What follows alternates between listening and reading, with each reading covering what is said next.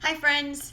Alright, this is my first voice lesson video, and there's so much that I want to cover, so I'm going to try to keep it simple to start with and then add more videos as I get more confident. The first thing to talk about is neutral larynx. So neutral meaning you don't want it super high and you don't want it super low. Larynx is this hollow muscular organ that holds your voice, and it's like a tube kind of. I like this picture, if you can see it, because it shows also the nasal cavity, the mouth, and then the yellow function. That's your larynx. That's what holds the vocal instrument. So first thing, swallow, and you'll feel the larynx come up.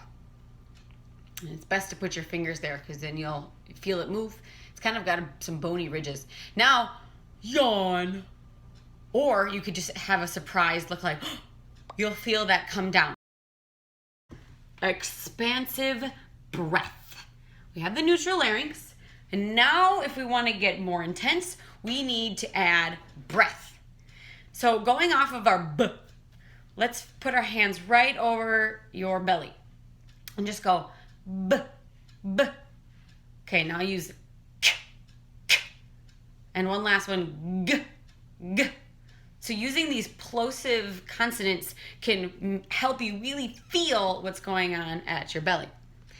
So when I show you this picture, you can see that one of them is the breath in, and the lungs look really big, that blue.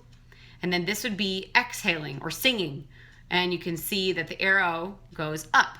Now, the arrow is showing that the diaphragm, that yellow piece, is almost pushing up on the lungs. Whereas over here, when you were breathing, the diaphragm is down. It's allowing for more air to come in. So you're going to feel that right below the rib cage. So find your rib cage, get to the middle, and how about we use that K, but this time you'll feel like action happening. Great, ready? K, K, K. Now you're focusing on your abs. You're making sure that you feel them working. The diaphragm is pushing down to create more room for your lungs to expand. So how about, instead of just thinking about that pushing down, we're going to think about the whole instrument expanding. Your whole instrument meaning your whole body expanding. Now, good news is you're not going to actually turn into a balloon, but what if you had that image in your head? You are a balloon. You fill up and then you stay that way. You stay like your whole body is open. It's expansive breath. And it's almost like stretched out. So take a deep breath and shh. We're using the fricative SH. You could also use S or F. How about, let's try F. Ready? So we're going. That one's a little harder. I like SH. This last piece is the most confusing. But when you talk about the word resonance, your main goal is to have big sound.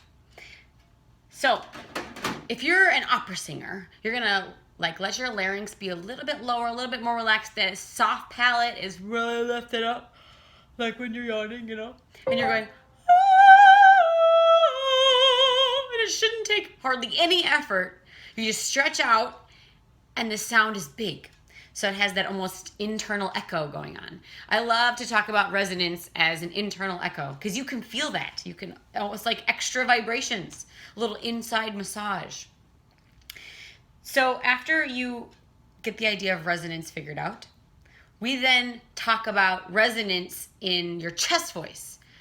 For me, this is kind of a tricky thing because it's very different for every person. There are a lot of things you can do wrong, but let's just roll. If you were to go, ah, feels very operatic, kind of, maybe not your favorite style, but what if you think about your chest voice? We'll take it a little bit lower because that's too high for me, and you're going, ah, closer to that speaking range. So come with me. Ah. Now we're going to go down. Guys, you're going to catch up with us shortly here. Ah. When you think you can do it, just join in. Ah.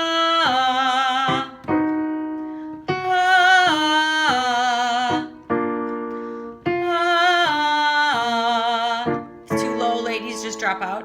Ah. Now, all of that is pretty close to the way you speak. For the guys, that might have been a couple of those might have been too high, and you maybe were reaching with your larynx. Ah! Remember, neutral larynx. You want to have it as relaxed as possible. If it's too high, it's too high. We'll build up to that. But if you want the resonance, like the head voice, oh, way up here, oh, what we need to do is mix. So let me show you the little picture again. It says airflow in the head. You know, airhead, get it? Okay. And chest compression. If you take those two and you just read that, they are terrible techniques. So let me break it down for you a little bit more. If you have something that seems too chest voice, it's too mouthy, it's too spread and pushed. Like if you were to go, ah, ah, okay. And there are a lot of singers that will do that. That is compression at its finest. So if you're going, ah, you're compressing things. So chest voice kind of goes in the realm of compression. A little bit of that is great. So if you think about head voice, oh, it's very light, almost weak sounding if you don't have the right breath control. And it's very, the vocal cords are thin. They're just kind of floating there. if you can get that image in your head. So if we want that head airflow with the chest compression, we need to mix. We have to find the balance between those two. So guys, you can be here, ladies, we're here, and we're just singing, ah, however it comes out. So here we go. Ah. Now I want you to let your larynx kind of drop a little bit, as if you're like, just really tired. Ah. And see what happens. See if you can't get that more opera sound to come out. Ah. Now, larynx up, like almost like squish your face, think something really bright, and go, ah! Can I just pinch it off? Just pinch it off. Compress. Ah! Good. Now, I don't like either of those by themselves. I want a little bit of both. So, what you need is a little bit of lift and a little bit of squeeze at the back of your throat. How about we use a plosive like we talked about earlier?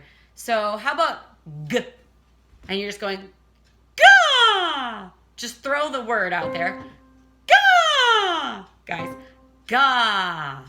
You don't want it to be anything more than just a little boop. Because if you were to push more, you have too much compression and your larynx for sure is not neutral. Now, allow for the sound to come more forward, too. So you get this brighter quality. Good. Now we're going to try going down the scale. A little bit lower.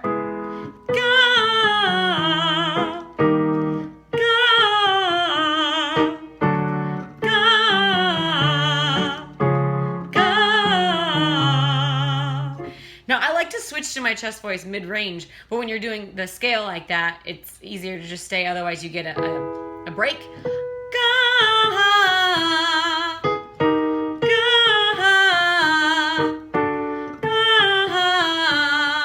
And it's up to you. People like different styles, but hopefully this video has helped you kind of nail down what your voice is doing. And remember, every voice is different.